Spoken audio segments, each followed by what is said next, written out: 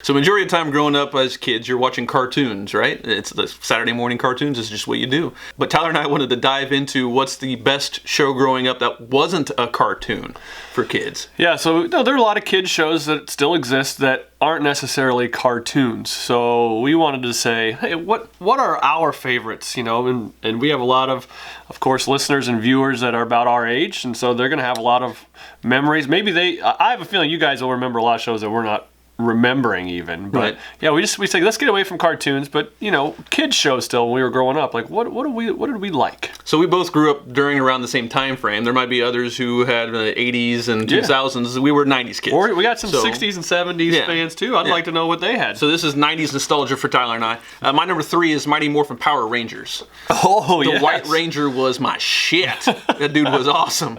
There's nothing that got the adrenaline pumping like watching these teenagers dressing up, fighting criminals. Most of the time they were otherworldly criminals. Yeah, they were. And they drove dinosaur vehicles. Like, how cool is that? That's like epic 90s kid stuff. My kid still likes that show.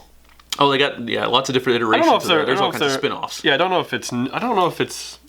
I mean, the nunchucking and all of that's still the same, but I don't know if they're like new episodes or not. They gotta be. They went through I don't know how many different iterations in the late 90s and early 2000s. Of course, the movie just came out like in 2017 or something like that, where they remade everything. But so I think the original is what I'm talking about. Yeah, and Power Rangers were like crazy pop. They're still pretty popular. They're still pretty popular. My number 3, I wanted to put Sesame Street, but I have to admit, I would get more excited for Reading Rainbow. Yeah. Just because the grasp of it was less frequent, obviously, so it wasn't on as often, I felt like, or maybe it was on a different time when I was a kid growing up. But for me, that was the show. And being able to, what was that guy's name? LeVar Burton? LeVar Burton, yeah. LeVar Burton. Yeah. What a great host. I think he was on Star Trek. Yeah, he was on Star Trek. But, yeah, for me, I think Reading Rainbow, in and of its rarity and being able to watch it not as frequently, I think I'm going to put that above Sesame Street. I apologize to all you Sesame Street apologists out there. I recognize its importance in our age of growing up and educating us, but hey, you got to give Reading Rainbow some. Mr. Rogers is my number 2. You liked Mr. Rogers. I loved Mr. Rogers. I loved Make Believe Land. I was all for it. I was a fan. I didn't think it was, like a lot of kids are, like, it was boring. Like, I don't know. I liked it. I liked Mr. Rogers' Neighborhood. I feel like I watched it all the time. So maybe I was learning something. Maybe I wasn't. But, I didn't see the documentary. I haven't either. Everyone said we're supposed to, and now there's this Mr. Rogers movie coming out. Tom Hanks is in it, and then the guy from the show, The Americans, which I like that, good show. So I'm excited to. I still have to watch the documentary. I will, but I'm also excited for the movie too. We don't say why we disagree very often on the show, but I disagree with that one because Mr. Rogers to me was boring, bland.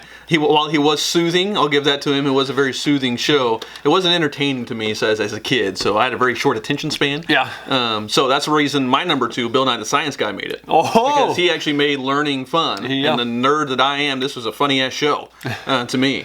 He made 100 episodes in the first 5 years of this series. Now he's gone into much more fame after that original PBS Kids show. But to me, this was education as hell, taught me about science, and that's the reason why I fell in love with astronomy, in part because of Bill Nye the Science Guy. Wow. Little known fact, did you know Bill Nye is an accomplished line dancer? Did you make that up? No. Line my dancer. research. I mean, he's very respected even in his field, though. Oh, yeah. Like, not just for being like a goofy TV guy, but I'm pretty sure he's very respected in his field. And very passionate, too. Yeah. Like, he'll until the day he dies. Yeah. He'll talk about it. My number 1, MBA Inside Stuff. Oh! So this was the epic conclusion to the Jones Saturday Morning. Ahmad Rashad was my first delve into sports journalism. So he's actually had a really early influence into what I wanted to be when I grew up. And then Summer Sanders, hot for a young teenage kid. So dreamy. What a show. That was awesome. I am actually mad at myself. That was like the best show out there for kids. Yeah, because you got the player profiles, you got the highlights in the same show. Is that still on? Then they did the bloopers. Yeah, it's actually NBA still TV? on. Yeah. Wow, great. I'm shaking his hand because I'm very impressed with that. Man, that should have been my number 1. This is why we do this, though. This is why I do this. My number one is Where in the World is Carmen Sandiego? What an awesome show! I couldn't wait until they got to the end of the show, and they had the state set up or the continent set up with all the countries in there, and the kids had the red poles, and they had to sprint and put it on Missouri. Boom! And they had to stick it on Missouri, and the music's pumping, and I'm jumping around like cheering for them.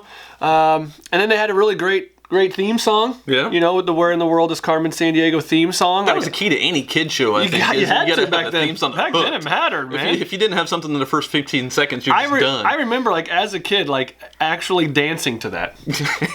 As the show came on, I would do some weird dance moves. I wasn't very good. Obviously, I'm still not.